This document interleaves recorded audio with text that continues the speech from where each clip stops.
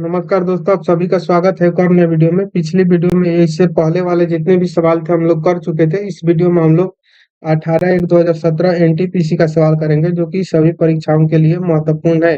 कृत्रिम परिवेशी निषेचन इन विट्रो फर्टिलाइजेशन तकनीकी की खोज के लिए 2010 में किस शरीर क्रिया विज्ञानी को नोबेल पुरस्कार से सम्मानित किया गया था? तो रॉबर्ट एडवर्ड्स को। ठीक है। अगला सवाल है, पर्यावरण के लिए जागरूक और कार्यान्वयन को प्रोत्साहित करने के लिए सिंगापुर में प्रतिवर्ष चलाए जाने वाला राष्ट्रीय व्यापी अभियान क्या है? तो इको रिडक्शन डे। कौन अमाशय रस के घटक के रूप में पेट से स्रावित नहीं होता है? तो सल्फ्यूरिक एसिड। मानव शरीर में त्वचा में की सबसे ऊपरी खुली परत को क्या कहा जाता है? तो बाह्य त्वचा एपिडर्मिस कहा जाता है। मानव रक्त का पीएच का अनुमानित मान कितना होता है? तो 7.4। इंटीग्रेटेड सर्किट्स कंप्यूटर की किस पीढ़ी यानी कि जनरेशन से संबंधित है? तो तीसरी पीढ़ी से। 1989 में वर्ल्ड वाइड वेब का आविष्कार किसने किया था? तो टिम बर्नर्स-ले। जून 2015 में ग्रीन हाउस गैस उत्सर्जन में योगदान के संदर्भ में मात्रा की दृष्टि से भारत का विश्व स्तर पर क्या स्थान था? तो चौथा। प्रोसीजर ओरिएंटेड लैंग्वेज प्रोग्राम को मशीन लैंग्वेज प्रोग्राम में बदलने के लिए कंप्यूटर द्वारा किसका प्रयोग किया जाता है? तो कैम्पलर का।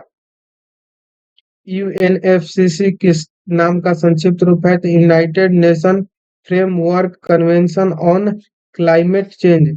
डेटा प्रोसेसिंग के संदर्भ में संकेताक्षर संदेश की क्या संक्षिप्त रूप है? एसएपी का। System application products. अगला सवाल हम लोग देखेंगे एनटीपीसी का ही है। 19/1/2017 का करें कि टेलेक्स किसका संक्षिप्त रूप है? तो टेली प्रिंटर एक्सचेंज का संक्षिप्त रूप है। हेनरी बेकुरल किसकी खोज से संबंधित है? तो रेडियो धर्मिता से। डॉक्टर ध्रुव ज्योति घोष किससे संबंधित है? तो पारिस्थितिकी से। एक पेड़ की शाखा पर बैठे एक बंदर का अचानक जमीन की ओर नीचे गिरना किसका एक उदाहरण है? तो ऊर्जा संरक्षण के नियम का। 1940 के दशक में कुछ महानतम वैज्ञानिक यूरेनियम को परिष्कृत करने और परमाणु बम के निर्माण के लिए एकत्र हुए। उनके काम को क्या कहा गया? तो मैनहट्टन प्रोजेक्ट। प्लाज्मा जो कि रक्त का एक घटक है, वह क्या है? तो द्रव है।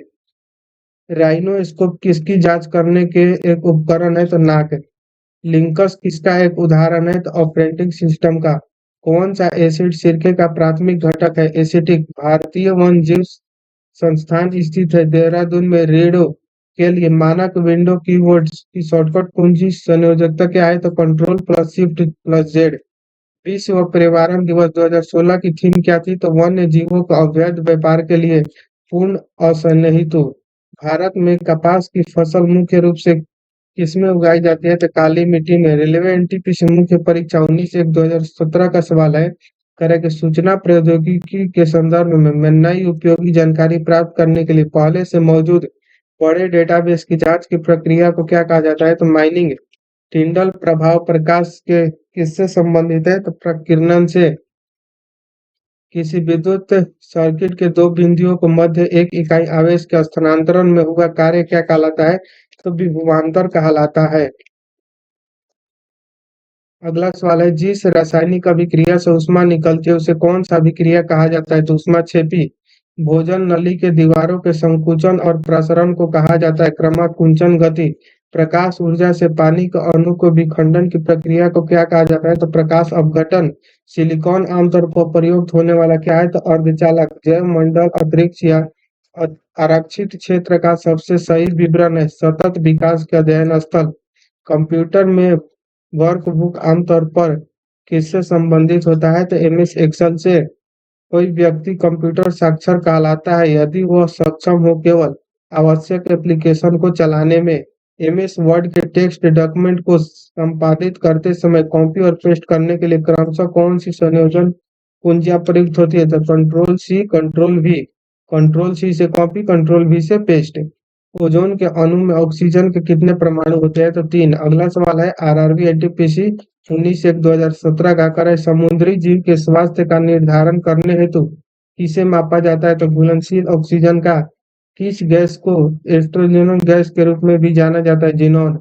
मानव द्वारा प्रेरित जलवायु परिवर्तन के कारण नष्ट होने वाली पहली स्तनपायी प्रजाति कौन सी है? तो प्रेमपाल के मेलोमोजी। साहा परमाणु भौतिक संस्थान कहाँ स्थित है? तो पश्चिम बंगाल। हाथी, भालू और गेंडे किसके उदाहरण है?